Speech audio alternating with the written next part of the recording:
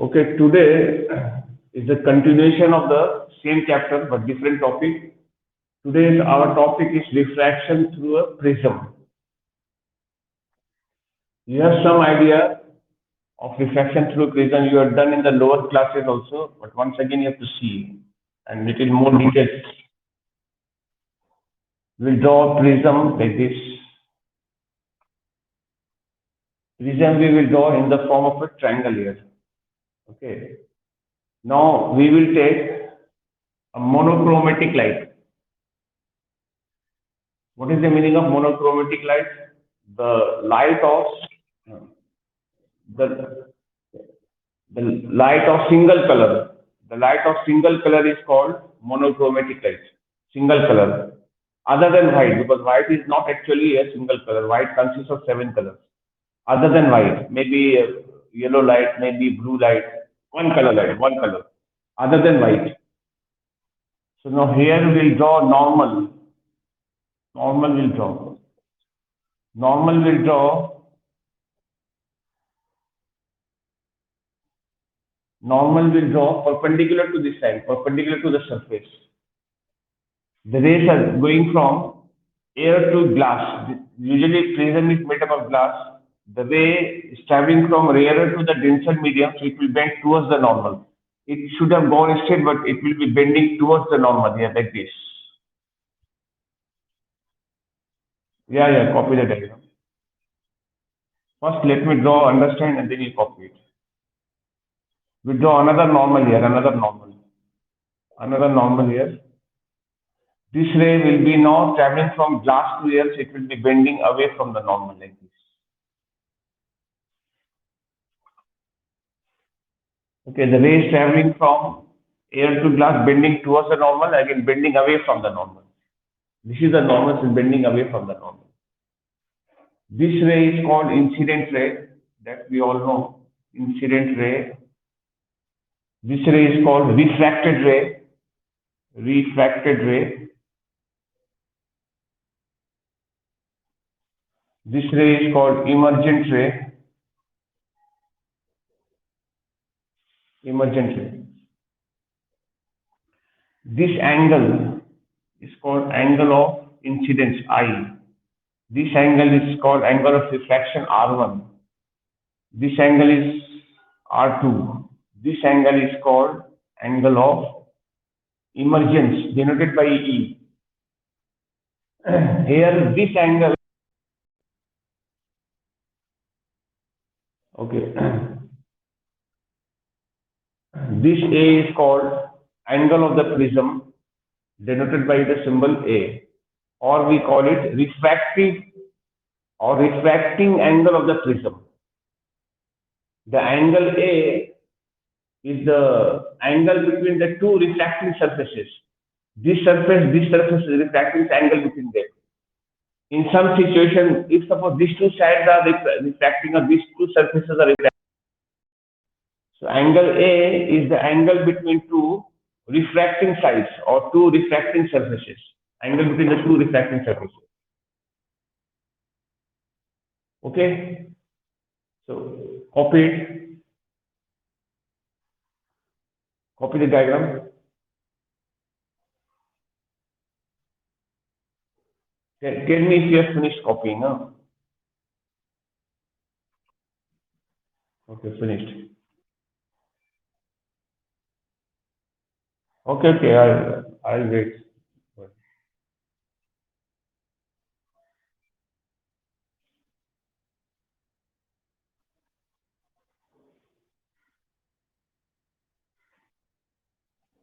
Okay, tell me if you have finished. Huh?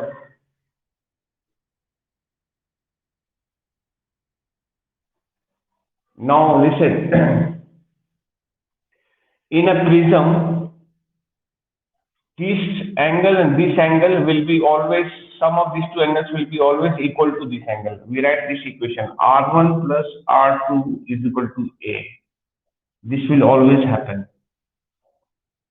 In a prism, the two angle of refractions, these two angles of refractions are together equal to the angle of the prism. R1 plus R2 will be equal to A. Always. So I give one example. Suppose this angle is 30 and this angle is 40. So how much is this angle? So you say 70. 30 plus 40, you will be adding them. I say this angle is 40, this angle also 40. Both of them are equal. Then this angle will be how much? And 40 plus 40, this angle will also be 80. This angle will be 80. Now if I just change the situation, I say this angle is 60 and one of this angle is 20. What is the remaining angle? This is 60. Yeah, A minus R1. This is 60 and this is 20. This 60 minus 20, this angle will be how much then? 40. These two angles together will be equal to this angle. This will always happen. Now please try to understand the reason why this will happen. Probably the derivation they will not ask you in ITC level, but just understand why this happens. Let us prove it. So in order to prove it, I'll show how we can prove it. Okay, normal makes an angle of how much degree? 90 degree with the surface, with the side. So this whole angle is from here to the entire angle is 90 degree. And a part of this is R1. So what is the value of remaining part? The remaining part angle will be 90 minus R1. Similarly, this is R2. So this angle, remaining angle will be 90 minus R2. Because normal always makes an angle of 90 degree. So I'll be removing this refractor ray and all, and now I'm just showing you that part. Remaining angle will come, the entire angle is 90, a part of this is R1. What is the remaining part? 90 minus R1. This is R2, the remaining part will be 90 minus R2. And we know angle sum property of a triangle. In a triangle, sum of the three angles are equal to how much? 180 degrees. This angle plus this angle plus this angle together will be equal to 180 degrees. That I will write.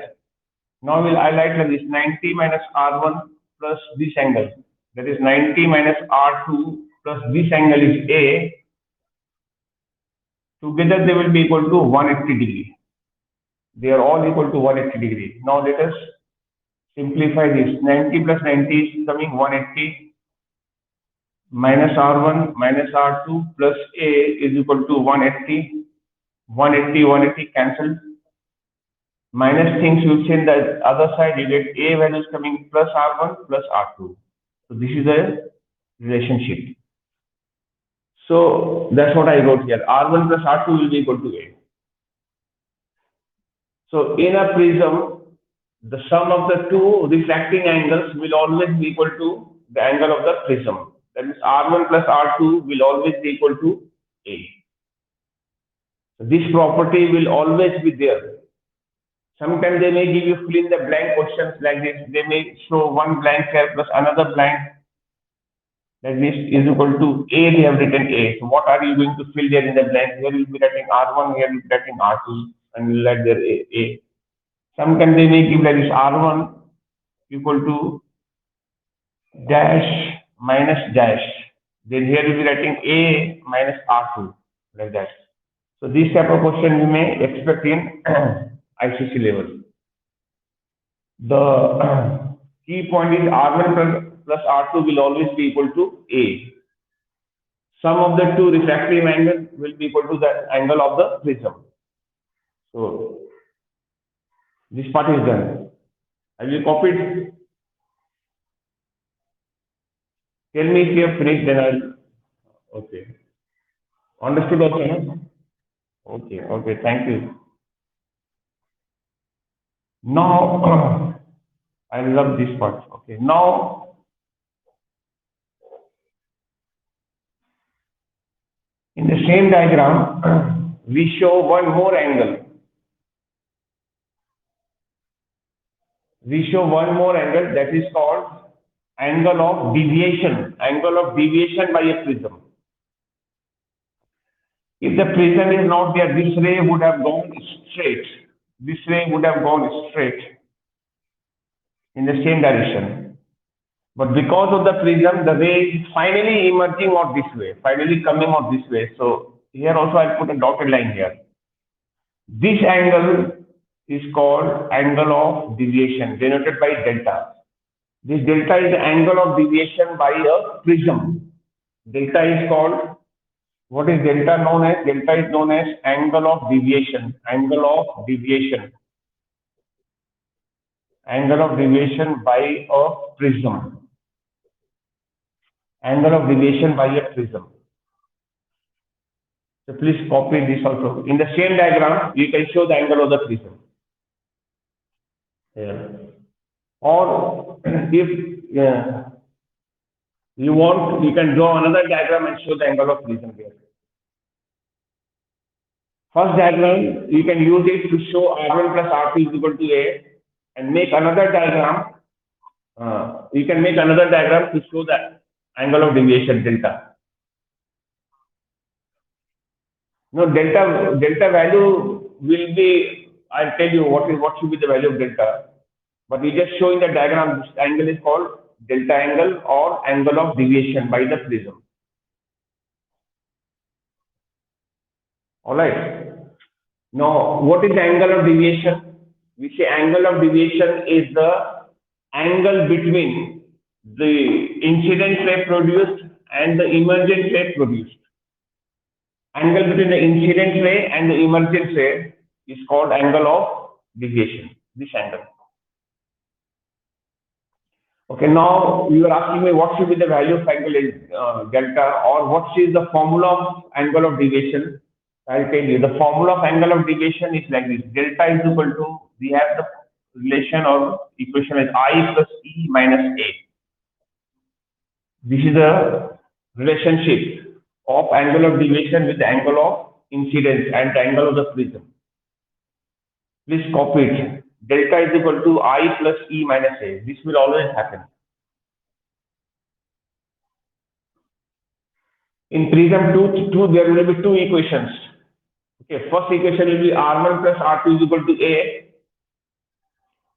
And the second equation will be delta. The angle of deviation will be minus A.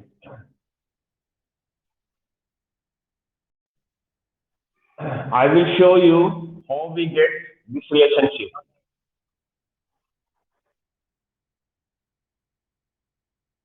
Yes, yes. Yeah, you're right. Or otherwise, we can get other form. We can have delta plus A is equal to I plus E. That also we can get. The other form of this equation, you can just arrange, and you can even write as delta plus A equal to I plus E. That way also we can write. Okay. Now, in a prism, the incident ray and the emergent ray will never be parallel. You know why? Why this ray and this ray will never be parallel? The answer is because this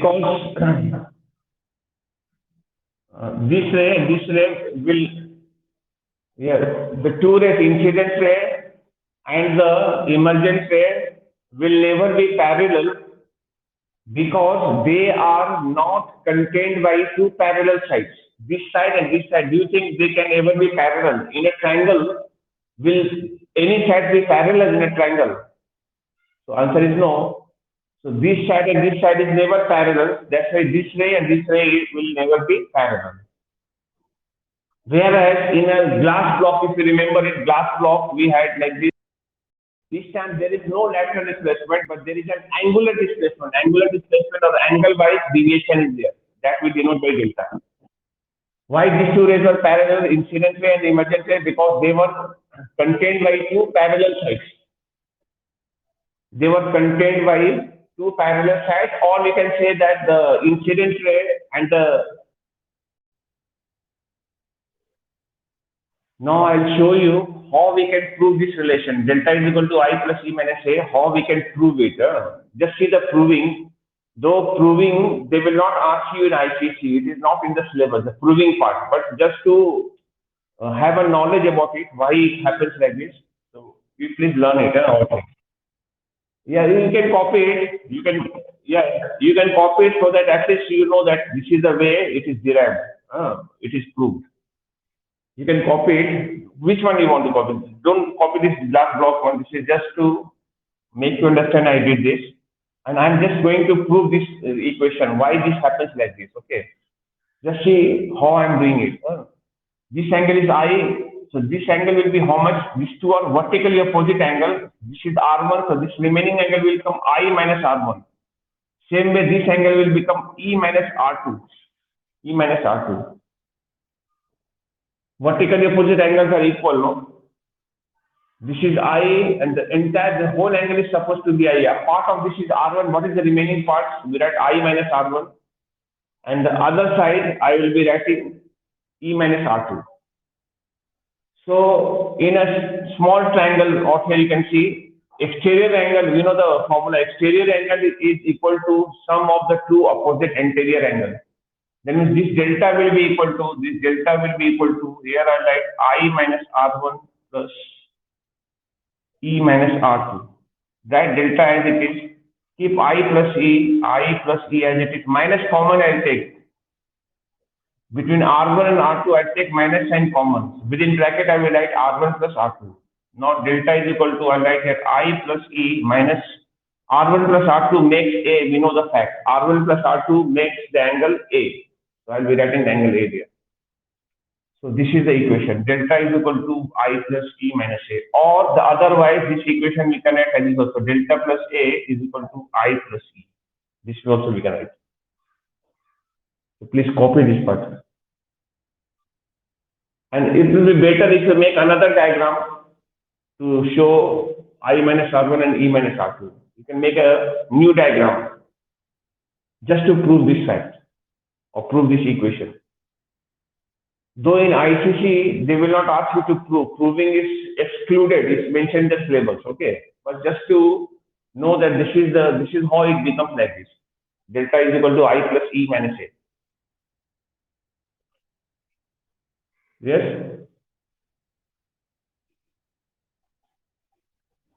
Angle of deviation's definition is there. I told you already the definition, no? But definition will not come. What is the definition? Angle between the incident ray and the emergent ray produced is called angle of deviation.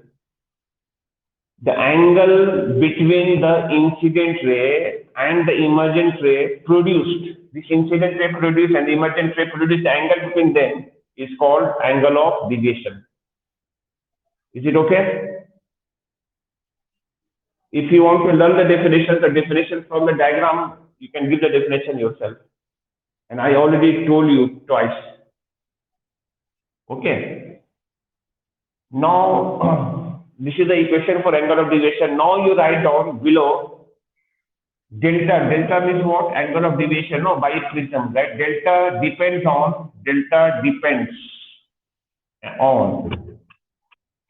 Let us see the factors on which the angle of deviation delta depends. First factor, it depends on the value of I. Angle of incidence I. Number two,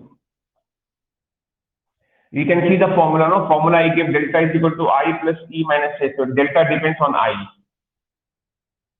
Now delta depends on, you can see the equation, delta depends upon A also. A means the angle of the prism. You can write here angle of prism. Angle of prism. A. Third factor you write angle of refraction. Directly it will not depend, it depends upon the refractive index, because refractive index will give the value of R, angle of refraction, and using that we can calculate the value of angle of emergence. We can write here now refractive index of material of prism, refractive index of material, that is, it depends upon the value of mu, refractive index of material of prism. Refractive index of the material of the prism, it depends on that. And the fourth factor is color or wavelength of light. Color or wavelength of light. Color or wavelength of light. It depends on delta value, angle of deviation depends on color or wavelength of light also. Do you know during refraction which color deviates the most? Which color bends the most? You know, violet. That's why violet will have the greater value of angle of deviation. Because violet refracts the most, so the angle of deviation will be maximum for violet. and minimum for the red. You can write here delta for the violet light, delta V is greater than delta for the red. Angle of deviation for the violet light is much more than the angle of deviation for the red light. That means violet color deviating the most and the red color deviating the least. So please write on this within brackets. That means angle of deviation depends on four factors. What are those four factors? These are the four factors: angle of incidence I, angle of prism, refractive index, color or wavelength of the light. These factors are almost same as the lateral displacement depending upon those factors. If you remember, lateral displacement was depending upon the angle of incidence, and lateral displacement was depending upon the thickness of the glass block, thickness, except because in the glass block there is no angle of there, no, there is no angle, this angle was not there. So we said thickness of the glass block, and this factor and this factor remains the same. Which color has got maximum lateral displacement? Violet. Which color will have the minimum lateral displacement? Red. So that is the difference, but here angle wise we will change. Okay. Understood? Have you copied? Finished? In exam ICC camera, they will give mention two factors on which angle of deviation by a prism depends. Like that question will come. Just mention two factors. First factor, second factor you can mention. Any two factors you can mention. But you have to know all. Question even may come, which color of the light deviates the most? Then you say violet when it passes through the prism. Which color deviates the least? You say red. Okay. I love this. Now you write down below variation of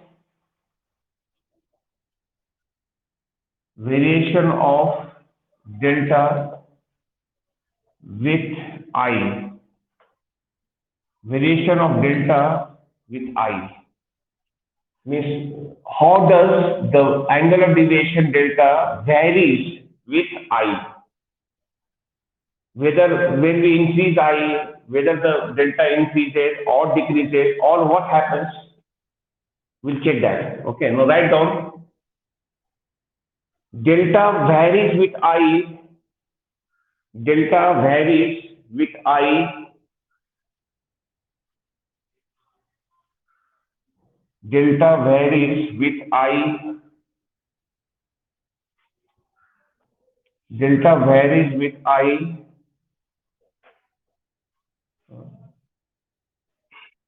in a typical manner, in a typical TYPICAL, in a typical manner, in a typical manner, typical TYPICAL, typical manner, as shown by the following graph, as shown by the following graph, as shown by the following graph called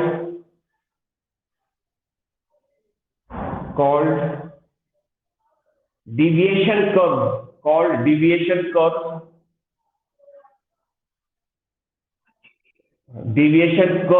CURVE, deviation curve or delta I curve, delta dash I curve. So we draw a graph to show how does the value of delta depends or varies with I. So the graph we draw like this. One side will take delta, one side will take I. Angle of deviation and angle of I. Okay, the delta varies with I in a typical manner.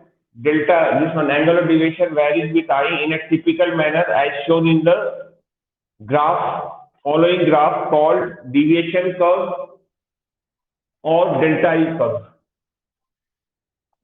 So delta we take here and I will take here. The graph will come in the form of a typical curve like this. This kind of curve will come in this curve. This kind of curve. Okay. So draw this curve. This curve actually will come practically, experimentally. This graph will come. Okay. I think when the practical will begin, you will be doing this practical also. Okay. That means what is the observation in the beginning when I increases, delta decreases, delta decreasing, decreasing, that is.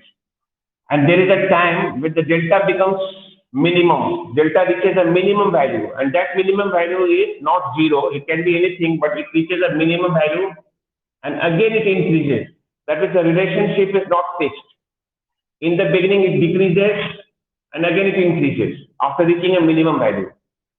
So when the delta reaches, this is the minimum value is reaching, the lowest value, that is minimum value. Here we write delta min, delta minimum. Then delta is going to be minimum at a particular value of I, at a particular value of I.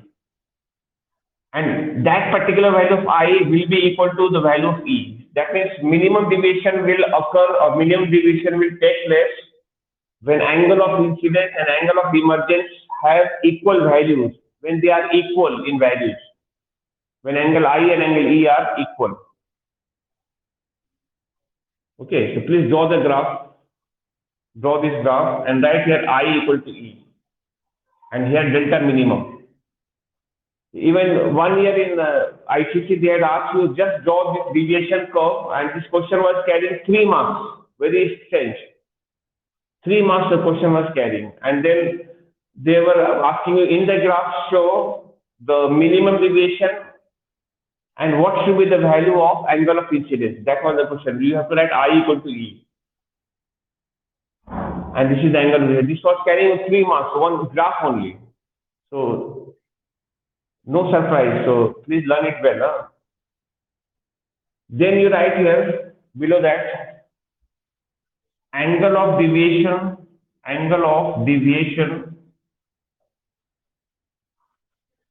is found to be minimum.